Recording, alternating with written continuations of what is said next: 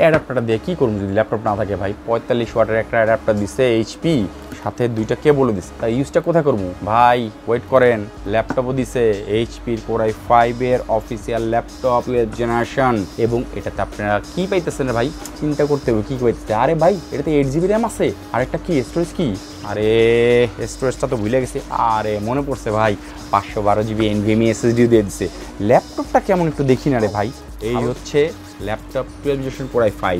আরে ভাই এদিক তাকান, এদিক তাকান, আইরিশ গ্রাফিক্স আছে, ফুল সুন্দর সিলভার কালারে ফুল নিউমেরিক কিবোর্ড দিছে, এবং এটাতে কিন্তু ভাই ভুল করেও চিন্তা ভাবনা করে না সিডি চালাইবেন, সিডি পোর্টই নাই। তো এই পোর্টগুলো দেওয়া আছে, এই পোর্টগুলো দেওয়া আছে, এবং লোগোটা দেখেন কি সুন্দর দিছে, ডিওয়াই লোগো।